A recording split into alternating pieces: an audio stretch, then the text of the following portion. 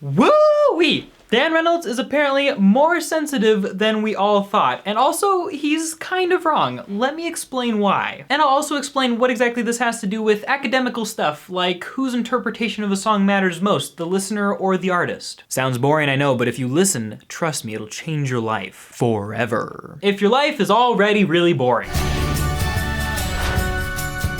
All right, Imagine Dragons fans, wait to dislike this video. Trust me, just hear me out, hear what I have to say. Keep in mind, I love Imagine Dragons and Dan Reynolds too, so I'm critiquing something I love, so I'll critique carefully. So, March 1st, The Guardian posts an article about, now I know that most sentences that start like that are actually about celebrity gossip. Thank you, The Guardian. But yeah, March 1st, The Guardian posts an article absolutely slamming and Imagine Dragons performance, like just destroying it, tearing apart piece by piece, limb by limb. I was about ready to go put my black turtleneck back on because it was basically, I felt like I was getting ready for a funeral. Imagine Dragons review, fun, but as shallow as a paddling pool. Imagine Dragons' career trajectory to date has been nigh on flawless, 10 years and 3 ruthlessly commercial albums down the line. The steep rise is all the more remarkable as they are distinctly short on originality.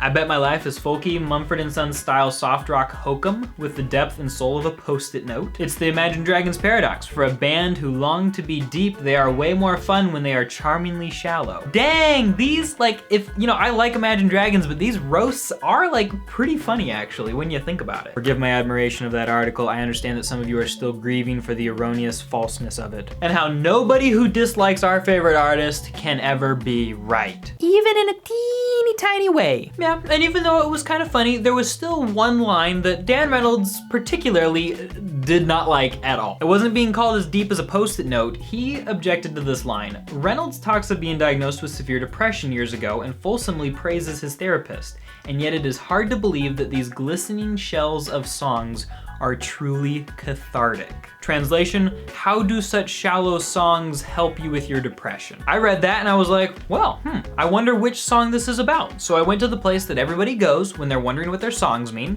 my website. And while he probably talks about it on different albums, in the Evolve album, it seems to get mentioned in Mouth of the River, Rise Up, and Dancing in the Dark. We hear lines like, I'm overboard, I'm self-destructive and self-important, and I'm anxious, so I'm self-assured, I'm nervous. I've been shaken, waking in the nightlight. I've been breaking, hiding from the spotlight. If you ever want to join me, baby, I'll be dancing in the dark. Most days I'm keeping to myself, living in my little bubble, pushing my weight and moving my body through the sea. Now, there may be other songs that have references to depression, but I'm not gonna look through every single one. It's a work night, for crying out loud, people. And why do that research when I know that like 50 people are gonna comment those other song lyrics in the comments down below? By the way, actually, please do that. Well, 15 minutes after the article was posted, he tweets this. Hey Guardian, have what you will with my band and live reviews, but please don't ever bring into question the validity of depression in regards to whether the music I create is cathartic for me in my mental process. It has been my literal lifeboat since I was 13. It's shameful and disgusting for you to make judgment calls about whether an artist is finding solace in deep depression through their artistic endeavors. You don't know me or my truths, and in doing so, you invalidate my healing process. Review my music, please, not my depression. Dang, pretty angry. And I don't know what he thought would happen, but his fan base came to his rescue, said such nice, sweet things about him. Just read the article, and it is pure nonsense. I couldn't care less about what people think and write. Those songs helped you and hundreds of people / fans, including me. I wouldn't be where I am without them. I don't understand how some people can judge so heartlessly a piece of art that someone have put their soul in. How many lives has this concert reviewer saved? I'm betting none. His review has no validity and is worthless as a piece of literature. And then of course in the comments on The Guardian, they trashed that guy. His name is Ian, by the way. But here's the thing.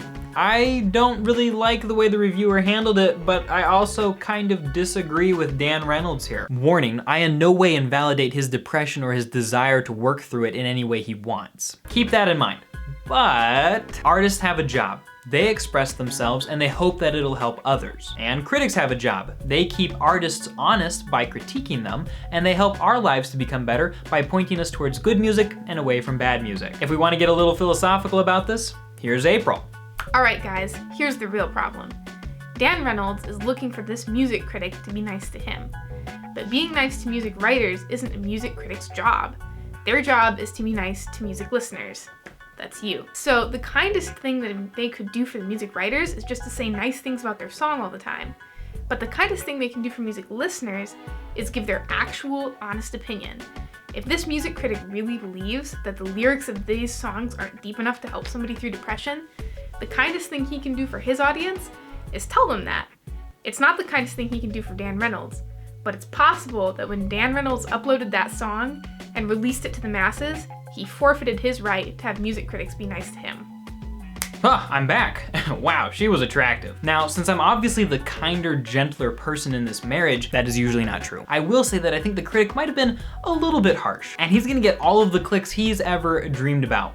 Most of them from Dan Reynolds' Twitter comments. And to be fair, because it's between them and the lyrics, we cannot question that Dan Reynolds has had hope come from his music and that others have too. But to be honest, I think the reason for that is because pop music. Pop music, which is very much what Imagine Dragons is writing these days, is all about creating blank space that the listener can project onto. Think of the lyrics as a canvas or a blank wall, and the listener as like a video projector. Now, if you objectively read through the lyrics that I mentioned above, you see three things: expression of personal issues, victory over personal fear, and a commitment to finding the good when things get hard. Unfortunately, the metaphors are all fairly vague, and there's nothing specific enough about the lyrics that when I listen to them on my own, I could say to myself, wow, that must have been Dan Reynolds who wrote that. Honestly, anyone with a slightly similar experience could have written these lyrics. And the reason for this is that so when we're listening to these pop songs, we can feel like we personally could have written them because they're general enough that they seem to apply to our situation. We feel like the artist is speaking to us because we're able to put our own victories and struggles in the blank spaces. Essentially, while listening to the song, we are rewriting the song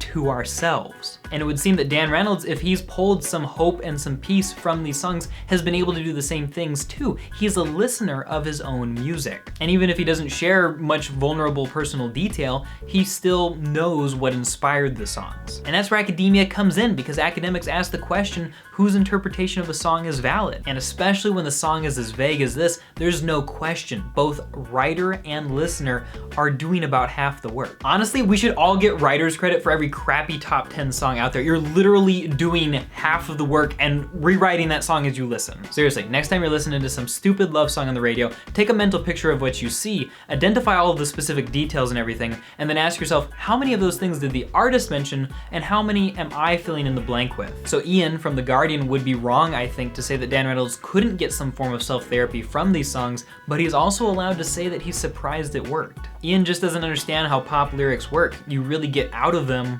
what you put into them. But Dan, honestly, people are allowed to disagree with you about your lyrics. They shouldn't attempt to invalidate your experiences. I have to ask, if these songs are so helpful to you, why do you seem to be so insecure about them? If I felt tremendous healing through a song, either from somebody else or from something that I had created, and somebody said something bad about it, I would just think to myself back to the time that I felt that sense of healing, and I would just quietly laugh. Why do you care about what some punk says about your personal inner healing process? Unlike what you say, no one can invalidate your healing process except you. In fact, the article quotes Reynolds as having said at the concert, "People call it corny and cliched. I don't give a damn." Apparently, like most artists and most people, he actually does. Hey guys, thanks so much for watching my analysis and breakdown of this interesting social phenomenon. Hopefully it helps you to have a better understanding of how you interact with lyrics. If y'all liked what you watched, check out my Patreon down below. Get some sweet, sweet song explanations in your ear, ones that you choose. Yeah, and thanks for watching and for being open-minded to my opinions. If you have thoughts on this, comment them down below. I'll read them. I can't wait to see what you guys have to say.